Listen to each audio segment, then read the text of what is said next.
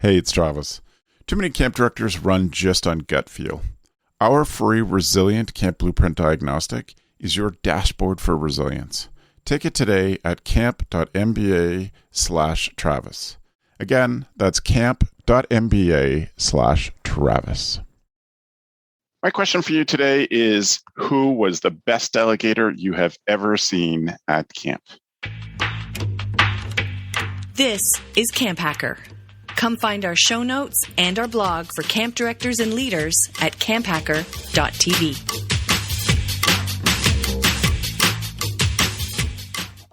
This episode of the CampHacker podcast is brought to you by UltraCamp. Wouldn't it be refreshing if your registration software gave you more time? With UltraCamp, you can track attendance, manage staff applications, streamline registration, and much more. Get back the time you need to focus on what's really important, camp. Find out more at summercampsoftware.com/camphacker. Hello, Camp Pros, and welcome to the CampHacker podcast. My name is Travis Allison. I am a summer camp marketing and strategy consultant, and I help camps translate what they do so more families want to send their kids to camp. Hi, everyone. My name is Chris Hudson. I'm a social worker and the director of Camp Highlight, a sleepaway camp for kids who have LGBTQ plus parents. And my name is Gabrielle Rail. I'm one of the camp directors at Camp Waro. Camp Waro is an all-girls camp, and we focus on creating a positive environment for gender minorities. And my name is Joe Richards. I'm the executive director at Pierce Williams Summer Camp and Retreat Facility in Fingal, Ontario.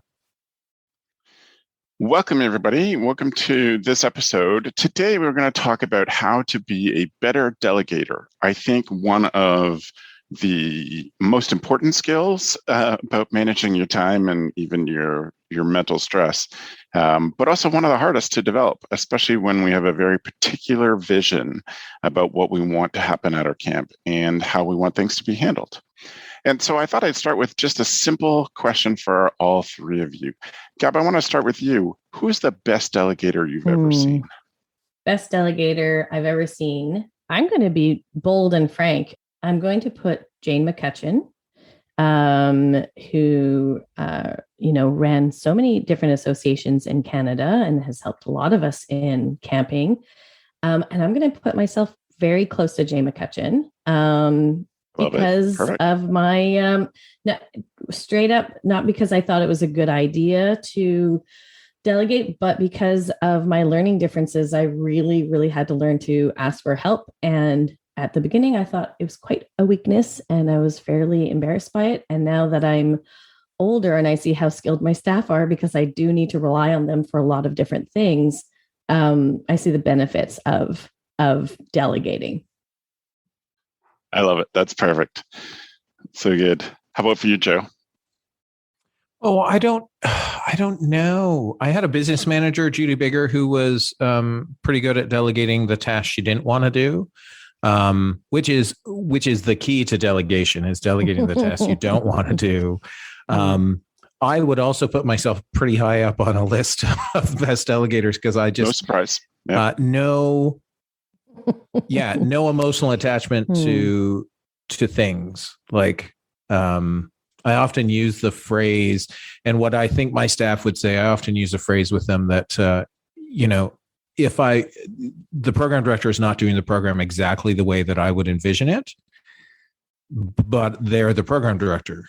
And if I wanted to be the program director, I would just make myself program director and do it exactly my way. But because I'm not the program director, I will let them continue on in their inferior ways. But let's explore that more in just a second. Chris, how about for you? Best delegator you've seen? I've been sitting here racking my brain. And I think the problem is with a lot of the jobs and situations I found myself in my life, it tends to be very social worky and touchy-feely. And you get a bunch of social workers in a room and nobody wants to, how can I say this politely? Everyone is really concerned about how everyone feels at every step of every process, at every moment, about every task. And I can embrace part of that, but at the end of the day, listen, you just need to get some shit done. I'm going to be really honest about that. And so like, I think back and I can't name any one particular person who was the best delegator, but there are definitely people who I think have helped me mold my style as a delegator, who can keep the long-term goal in sight, have some short-term benchmarks, and also are checking in with people about how they feel in service to getting to the goal. Not just how do you feel?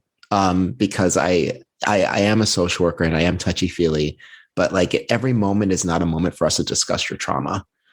Sometimes we have to get work done. So I'm just going to match this room's energy and say I'm the best delegator I've ever seen. So I love that for us. Mm-hmm. What about you, Travis? Yes, I have had a couple of camp leaders who were great at it that gave me some foundation. But I mean, I had the same, it was just a process of becoming a better camp director that I had to learn to be better at it, even if I didn't have great examples. And Beth is great at it. Beth knows her strengths. I think this, which takes us kind of to the next stage of the discussion. I think that there is some important thinking behind why we delegate. And I think that we should lay that out. And one, it goes to Chris talking about meetings where everybody's concerned about feelings. And I think camp leaders tend to fall into that category in general pretty often, that we are very concerned and want to take care of the people around us, the people who work for us. But I think that if I was trying to teach delegation to someone, I would be saying, how can, even in a meeting, like how can we focus on the job because it allows us to expand the mission and it allows us to accomplish more in the mission. And having everything be, first of all, introducing the concept of what a bottleneck means in processes. And if everything has to stop by the director's office to get the answer to a question, then that person is the bottleneck. It might be that you as the director, it might be one particular staff member who just needs to feel like they are in control.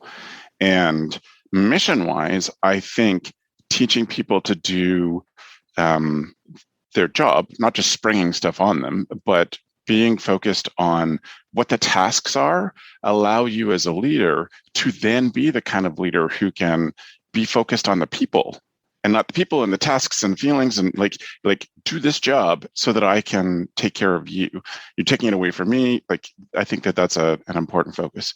I would say that the other piece of this goes back to an argument, maybe a fight that I had with a board member when I was a camp director. And I'm sure I've told this story before, but I had a board member who came up at the end of the camp day and asked to speak to me in my office, which is always an interesting experience. And she was just steaming mad that I was not at the front of the camp for this campfire sing-song, playing guitar and leading the singing. She was just so mad that I wasn't the one. It's just like, you're the one who can do it best. I was like, yes, but I will always be that. And I don't want that job. Like, I need people to learn how to lead. I need people how to learn how to make mistakes. And one other philosophical thing I want to add in, but before I turn it back to you folks to think about what your philosophy is, comes from an expression that I have heard Dr. G use over and over again that I love. It is important when you're delegating to say to people, when you make mistakes, not if you make mistakes, that you acknowledge as an institution, as a leader, that everybody is going to make mistakes. When you make mistakes, this is how we'll deal with it. Not, metaphysical. If you ever make a mistake, we need to acknowledge that everybody will make mistakes. So those are some of the important things that I think about in planning to become a better delegator, to accepting others taking on some of these roles. I wonder for you folks, what are some of the kind of meta picture things that you think about for these? I think about Lao Tzu, and I think about the quote that a good leader is not essentially when all is said and done, you want them to think we did this, not they did this, right? Like, not the leader, not the camp director. Delegation gets into the idea of the cult of the camp director, and which is, if you haven't heard the phrase before, right, that idea that the camp director becomes more important than the camp. So staff are loyal to the camp director, but not the camp.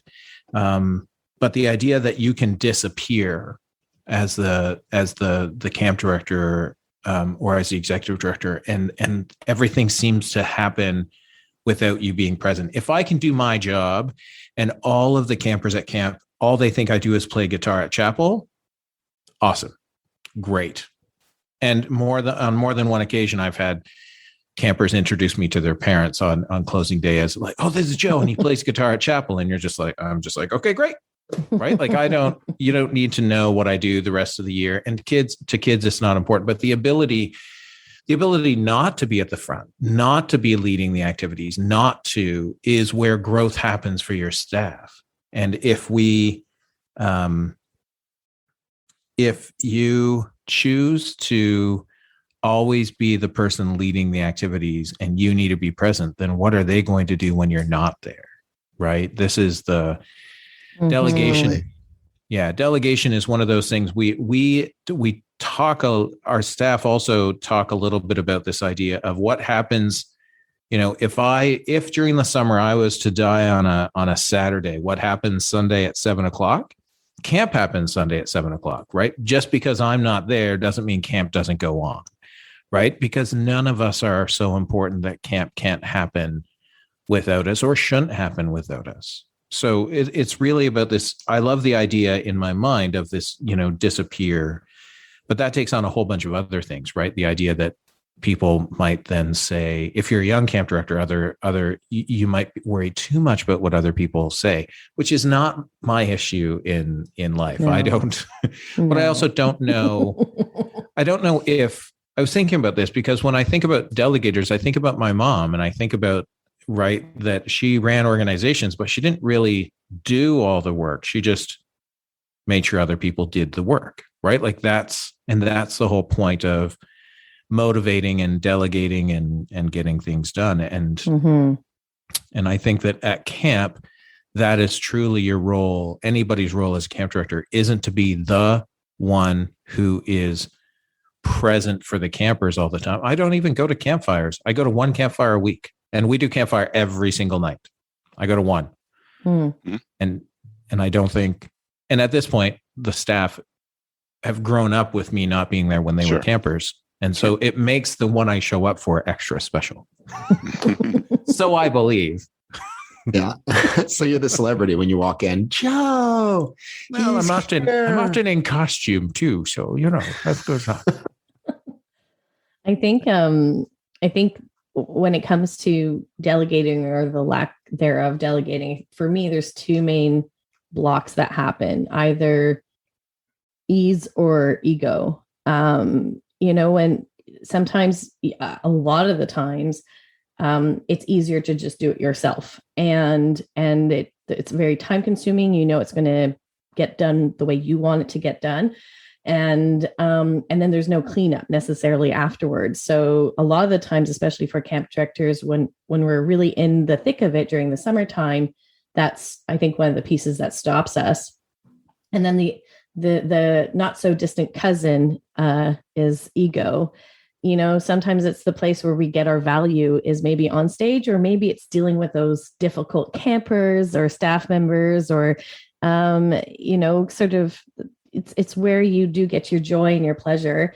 And I think that it's a slippery slope because I really do think that camp directors should enjoy camp. And I do think that we should have joy and enjoy ourselves. But I think also we need to look at our self-worth in the sense of your value. You're much more valuable than just that person that can maybe deal with that one hyperactive kid. You have so much more value, and that value does come in teaching others on how to do such a thing. And I think from the camp directors that I've met that struggle with delegating, a lot of the times it's because of ease. It's just so much easier to not do that because you can get it done well. And I think that's where my learning differences really came to play for me in a positive way, because I really had to invite staff members in any age, for that matter,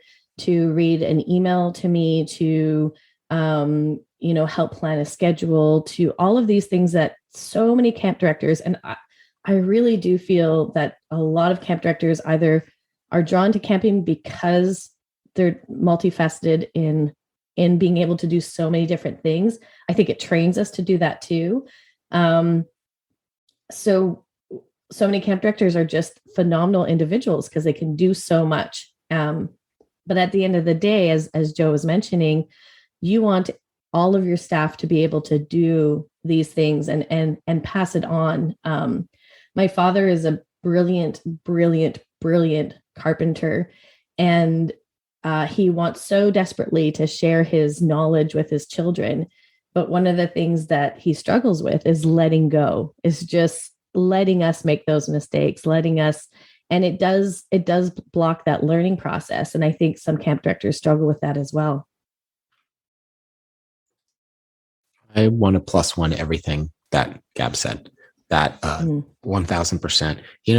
Delegation has been a really important conversation for me because I think I used to be bad at it. I am very much the person like, I can do this better, faster, quicker. I have the vision. I know what I want. If I take the time to explain to you, it's just taking time away from me from creating this fantasia. And I have had to learn a couple of things. One, sometimes, Gabz mentioned ego.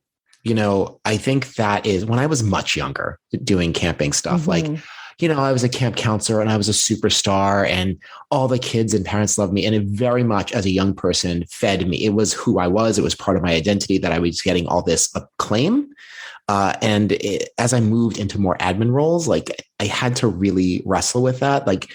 If that's what I was there for, okay, that's fine. Let's not judge that.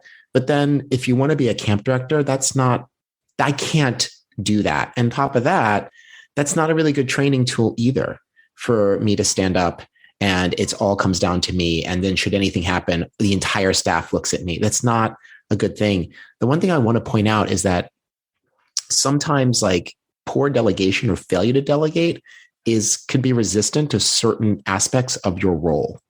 I don't know if this is necessarily true for me, but I know it's true for some other people that I have spoken to, is that they don't delegate and they have all these fancy reasons why, but then you break out what they do and what they should be doing. And there's a gap there. And it's sort of having to address, okay, well, what is with, I noticed that you haven't been able to get to these things. Can we talk? Well, I'm so busy doing these things. Are you the person teaching arts and crafts? Is that you doing the duct tape wallets? Can someone else do that? Because these things actually need doing. Let's focus on that.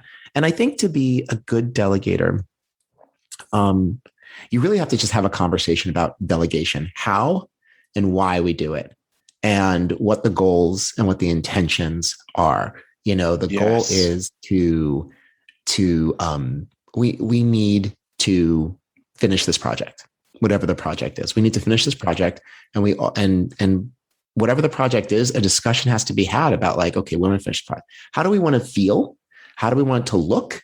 What do we want to accomplish? And just putting that up there and keeping that in mind. And so then every time any task or any conversation comes back to these things, it's a really good way to challenge individual ego of tasks and breaking out the fact that hey, we're not here to feel good about ourselves. We're here to make other people feel good about this project. You know what I'm thinking about? This is I don't know if this metaphor applies, but I'm a big board gamer. And when you play a cooperative board game, you're not playing against other people. You're all working together as a team to get something done. And I'm always the person at the table when everyone's oh, we need to do this plan. And it's all this cool stuff because it involves all the cards they have in their hand and they're going to be big hero. And I'm always hey, guess what? This game, you either win or lose, and there's no points for style. Okay. So if we don't get to the end of the project, it doesn't matter how fancy you look if we still lose. Do you understand? And I'm always, it's Chris. Oh my gosh. But we're supposed to have fun. I was we're supposed to win the game. If we want to have fun, let's go shoot hoops outside. That's easy and the stakes are low. Anyway, that's all I have to say right now. Yeah.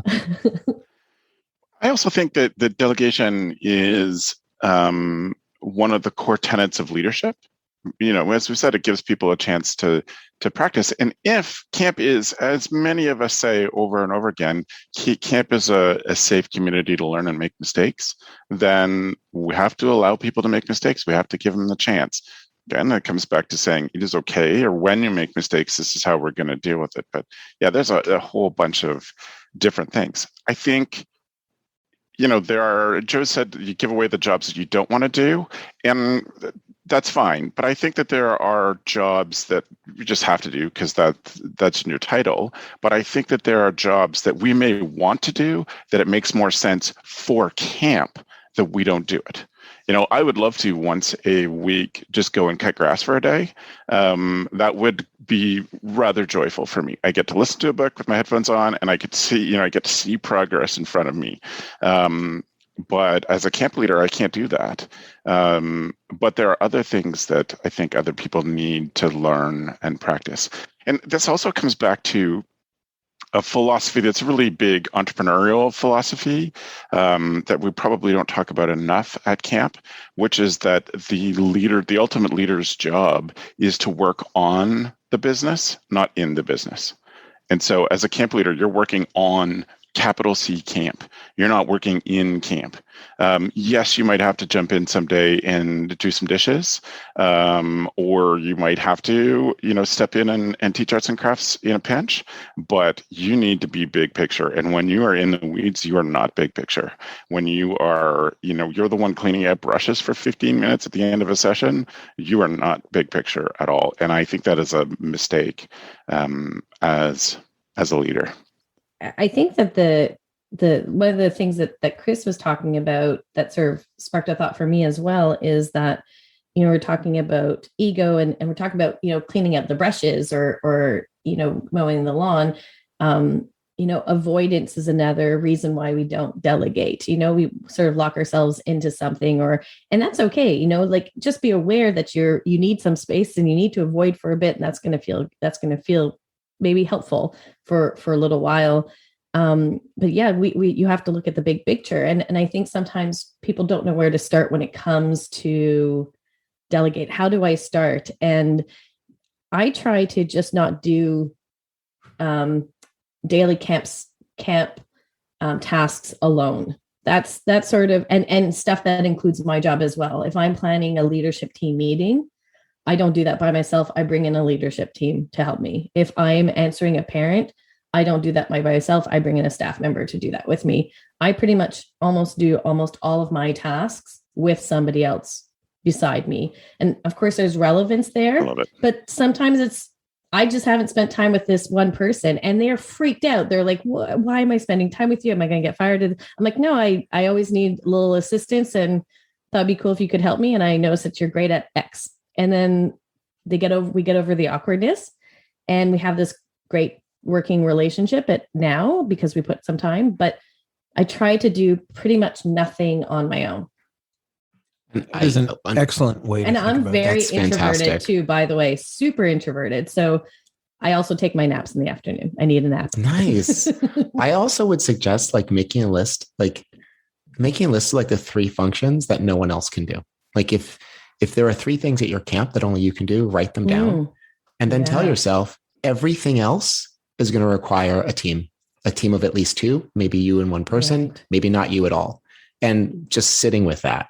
I think so much of delegation is getting comfortable with delegation and what it might mean for you. And now at camp, any front-facing presentation of anything other than me at meals times, doing we have this whole thing at camp, like who gets to announce the mealtime. I make kids stand on their chair and they love it. And that's fine. That's the only front-facing presentation thing I do. Campfires, evening activities, anything, even the staff training isn't done by me. I'm just not interested. I don't want people to see me up there all the time as the single point of he has the answer to all of our questions. He's the one we have to check in before we do anything. The worst was early in my camp director, experience, the worst. They wouldn't even know this, but someone came to me and said, hey, one of these kids needs to go to the bathroom. Can I take them? And I was like, in that moment, I was like, I failed. If these people think they have to ask me if they can take children to the bathroom, then I've done a really poor job of enabling people to make decisions. So it's a lot of it is, I think for me, oh God, I'm always beating this drum, but being really intentional about, about how you're setting up your systems. But I think it's really important what you just said, Chris, that you're enabling people to make decisions. I think in the end, what delegation is creation of yes people who can answer the questions without coming back to you. And I do this in my office when my office staff was new, a decade ago. She would always be like, well, I need to ask the camp director or the board of directors. And finally, one day, like a year and a half in, because you want them to make good choices, I said, listen, these are decisions I'll let you make. I don't need to be involved in this. You can make that decision. Back to a couple of points. I wrote down some things. Ease is a trap, right? Like ease is a trap to keep you where you're at without you growing, right? So just because you can doesn't mean you should, right? Just because I can cut the grass doesn't mean I should cut the grass. Just because I can clean the brushes. Now, on the flip side of that, I would say I sometimes hunt for finishable tasks at camp that make me feel like I've done something. Because Big C camp is years of thinking about camp and sometimes very little, with very little feedback that you're on the right direction, right? You can have a task like creating an entire operations plan that might go on for months. But if I can go and cut grass in a field today and know that it's done, then that's great. The other thing that I was during everybody talking was this idea that delegation is human automation, right? So and this is in computer speak, if I can train my Excel to run a macro to do something that saves me, and this is the strange part, let's say it saves me 2 seconds, and I need to run that. I need to do that, 100 times. So that's 200 seconds. You're like, oh, that's nothing, right? Like I'm gonna do this, but I'm not. The reality is when we train someone else to do what we're doing or give them that authority, it frees us up to do other things. It's human automation of tasks that they should know how to do, and are going to grow into, right? Unless you're like Gabz and you invite someone in to learn how to do staff training, how are they ever going to know how to do, the leadership team meeting or to do staff training if you always take it from them? And I think that as a camp culture, I think that the idea is that the more responsibility we give to summer staff and young staff, the more they're able to grow and be more useful to us as camp directors and more useful to society as a whole once they leave. So delegation is a learned skill. It's not something, passing the buck on everything isn't delegation. That's just laziness. But I think that the idea that just because you can doesn't mean you should, right? Can I lead campfire, and do I think I'm the cat's meow at leading campfire? For sure. And there's certain tasks that eventually you also learn, right? And Travis has been present for this. We run a morning radio show at camp, and I have let other people run the radio show, but there's just a certain. When I'm a host on the radio show, which is just morning announcements after breakfast, it's a different atmosphere. And sometimes I'll let it go. Like I'll be like, oh, you two really want to run the radio show. And then then I don't need to show up for breakfast. I'm fine with that. So I want to double down on something that Joe just said.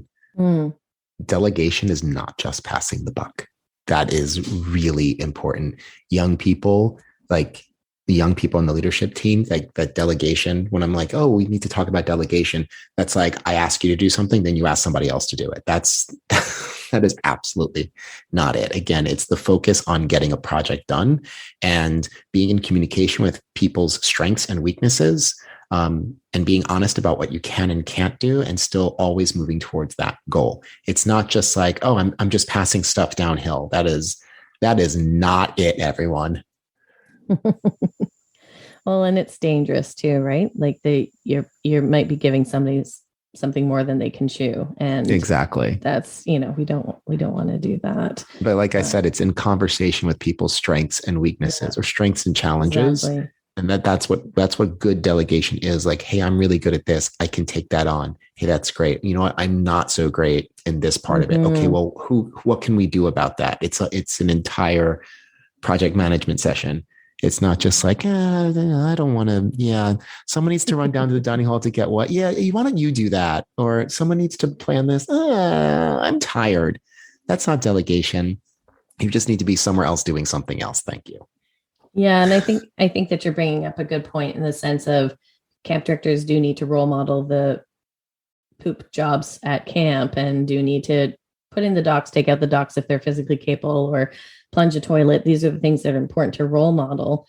And again, that's not what delegation is, doing those jobs. It's inviting somebody in to learn how, and also the why behind it, the why you do the things that you do. And that's where I really find the connections happen, like soldering a line for electricity. Once that's soldered, and then boom, all the lights come up. That's the why. And they'll come up with their own whys, which are they're very, very important.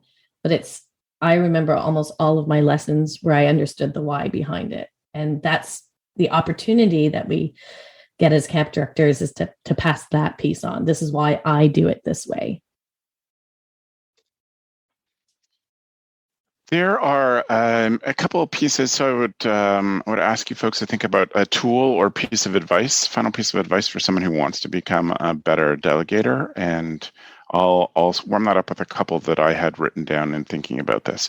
Joe mentioned this before. If you have a camp philosophy of making tiny continuous improvements, that is really a delegation technique. You're empowering people to look around, solve problems, and you're only asking for tiny things. I love the idea of 2-second improvements because it's such a tiny ask. But if your expectation is every day camp gets 2 seconds better by every single person in this room, then you're building a culture of problem solvers who can take on and feel confident when things are delegated to them. It also means that they become better communicators, and most importantly, you become a better communicator. You're used to then breaking things down so people understand the process, or you are accepting this Travis Allison philosophy that you are always teaching, and that in everything you do, you're trying to do, as Gab said, just have someone with you to learn how to do it. And I think the last piece of advice is to require that everyone has a pen and notebook with them at all times. You are a professional camp leader if you have a pen and notebook with you. That means that, in my case, it's usually pen and recipe cards. That means that if I give you a takeaway something, you can just write it down. Or if I need to give you instructions, I can break out the steps on a card, and I can just hand you that card if you don't do it. But that is, an expectation. I think a great expectation. It was our expectations for our staff members. You had a notebook and pen on with you, because then you could delegate clearly, and you could be delegated to clearly, and enough to at least get you started on things. So, Chris, I would say to be a better delegator, I think communicating with your staff what decisions they can make and what decisions they cannot make, or rather working backwards. Which decisions can't you make? So let's just say you say to your staff, whenever it comes to kids and their safety, you can make all decisions in the moment. When it has to come with communication with anyone off the grounds, that's not a decision you can make. So anything in that realm, you cannot make it. I think it sounds kind of vague, but I think forming those containers is helpful in instructing your staff about responsibilities. And when responsibility gets shifted to them, making sure that they don't shift it to someone else, right? So there's no role confusion about like who is doing what. I think that is really a good foundation and groundwork to build before you get into sort of like the more project management aspects of delegation. Just what can I do and what can't I do? And then discuss barriers. I think that's the other thing to become a better camp director. Like I said before, like if you are avoiding delegation because there's some things of your role that you don't want to attend to, like really dig into that. Like what's going on for you? Like, why don't I want to do these things? Are these things that could be delegated? Maybe it's something you can turn your eye away from, but who knows? You don't even need to do it. But when it comes to your staff, also discuss barriers to them being able to embody parts of the role that they are doing. So those would be my 2 tips, is like, discuss with your staff what decisions they cannot make and decisions they can, and then discuss barriers they have to performing certain tasks. I love that, to just clarity, Chris, that you're talking about.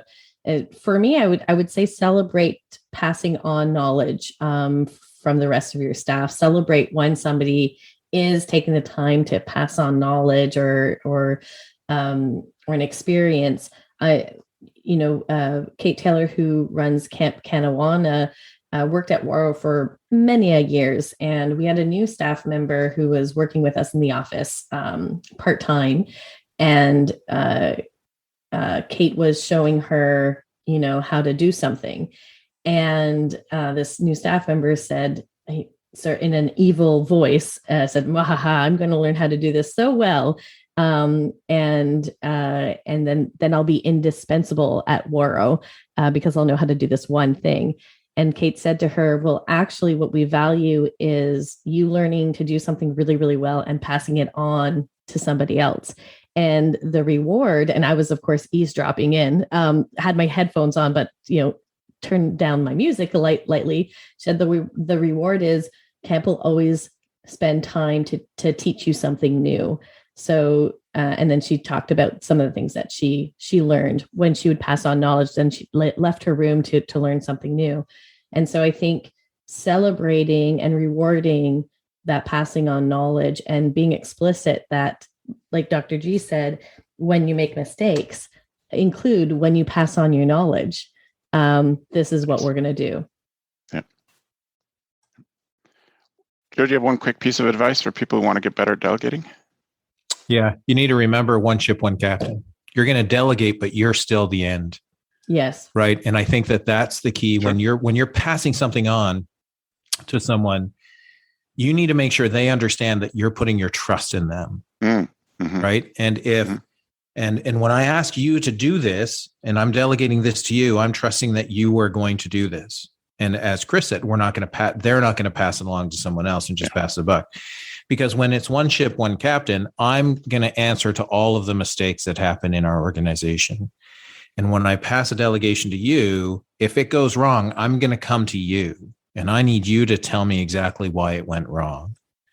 But yeah, one ship, one captain, and you got to learn to care less about what people think about you. The world, you cannot imagine the freedom that you gain by this life lesson number 1. Oh my God. If that's my motivational talk for today. Could you imagine if young people could really embody that? Like, yeah. Oh my God. I have no idea when it started for me, but yeah, young people, old people. Yeah. Thank you. Thank you all very much. I appreciate your passion on this and what I think is a very important topic. We want to take a moment and just thank our sponsor, UltraCamp. We're so grateful for their continued sponsorship of the CampHacker podcast. And I hope you know, but I want to reinforce that for CampHacker listeners, there are 10 best marketing tools and tips available to you from UltraCamp for free. So if you go to ultracampmanagement.com/CampHacker, there is their free guide called the Marketing Toolbox. And, well, it's one of those things that will empower you and make you feel good in your job.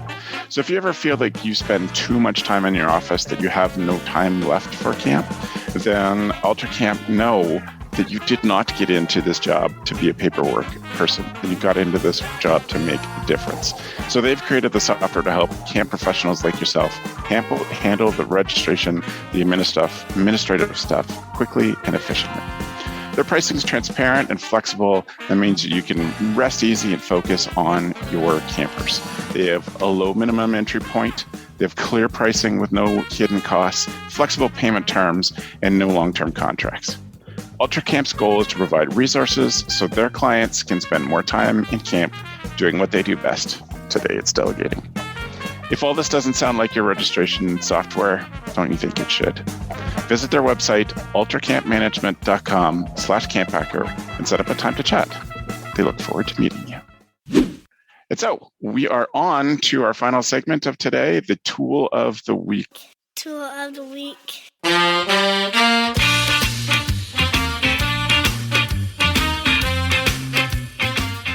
And just to keep things rocking along here, I'm going to start. I have a book that I have seen, and I think it's just amazing. It's called Serious Work: How to Facilitate Meetings and Workshops Using the Lego Serious Play Method. And so there's a way to take and even call for, this would be the fun part for me, is asking for donations of piles of Lego so that you could do fun meetings and fun teachings with the practical stuff involving using Lego bricks to help teach and facilitate. So that book, like all of our other tools of the weeks, will be found in our show notes at camphacker.tv/podcast. Chris, what's your tool of the week? So I am going to recommend a card game. It's called Once Upon a Time. And in it, you and I think up to 5 people are doing cooperative storytelling. It all starts with like cards, which have like just random elements on them, like a storm or princess or dragon or river. And you just tell a story using the cards in your hand once upon a time. And you use the cards in your hand to sort of just tell the story using these elements. Other people can steal the narrative from you by playing one of their cards. They're forced to use the part of the story you've already told, but have to build upon it. The fun competitive part is that everyone has a secret ending. And that ending card could say something, and they all lived happily ever after, or, and it was all a big mistake and they all got over it, or, and they all sailed off into the sunset on their wedding day. You are constantly trying to drive the story to your ending card. So when you run out of cards in your hand with the elements on them, you go, aha, and they all lived happily ever after. It's hilarious. And if you play with young people, it will get filthy. Nevertheless, it will be a great time. So I recommend it. Once Upon a Time. You have to play with people who are creative, who are a little wacky, and to follow up on something we just said in the episode, who don't care that much what other people think about them. We're just all here to have a good time, everybody. So check it out. Brilliant. Thanks, Chris. What's your tool, Joe? My tool is very applicable to something we did 2 weekends ago here at camp. We put together a whole bunch of new bunk beds, and we also had our floors sanded in our cabins. Our cabin floors are 2x4 on-inch flooring that hadn't been refinished since 1963.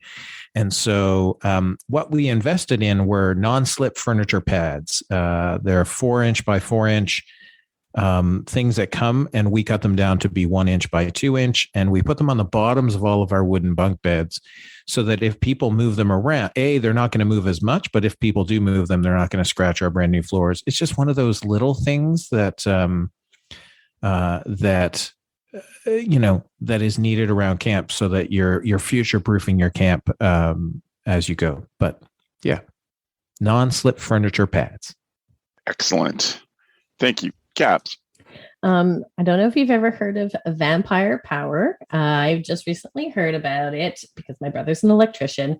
And basically it's, the appliances you have around your house that suck energy, even if you're not using it, they're on standby. So your computers, everything, your printers, your microwave, TV, even internet hubs have Vampire power. So my tool of the week is a smart plug that you can time to turn things off, or you can just turn it off, and then that cuts off the Vampire power. And the reason why I was very excited and interested in that is because I'm super into Halloween, and I want to have control over different electrical elements at my house. And also, since I moved my office back into my apartment from because of COVID, I wanted to be able to, I wasn't thinking about my computer being on vampire mode when it was at an office, but now that it's home, I want to make sure that I'm not,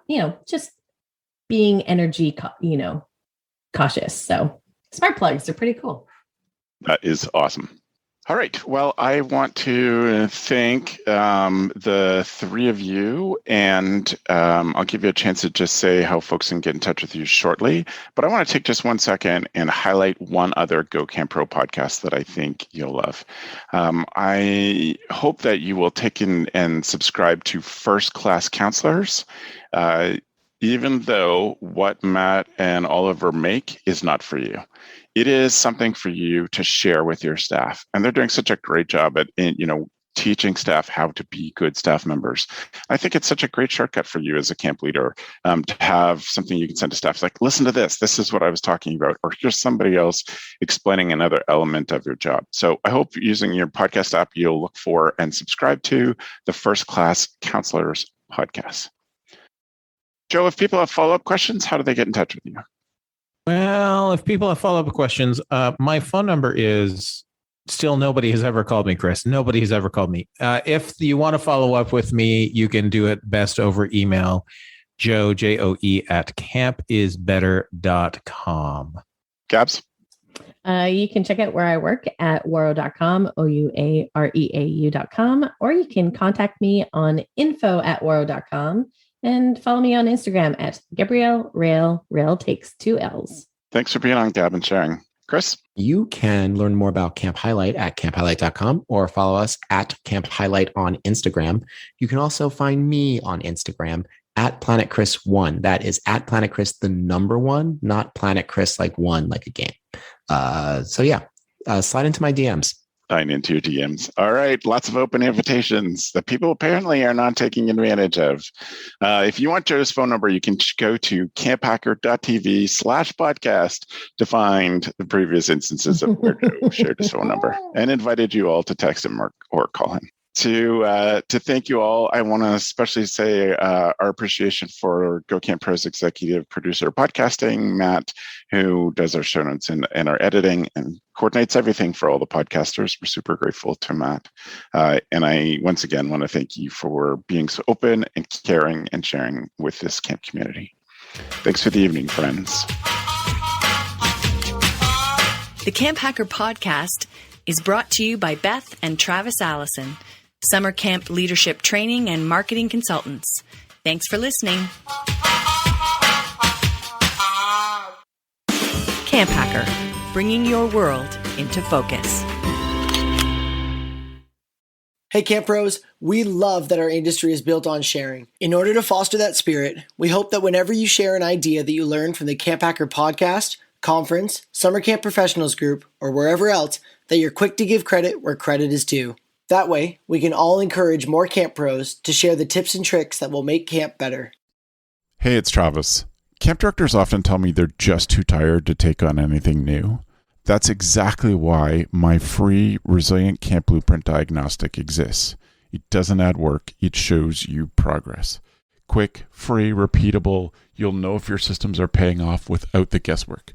Try it today at camp.mba/Travis. That's camp.mba/Travis.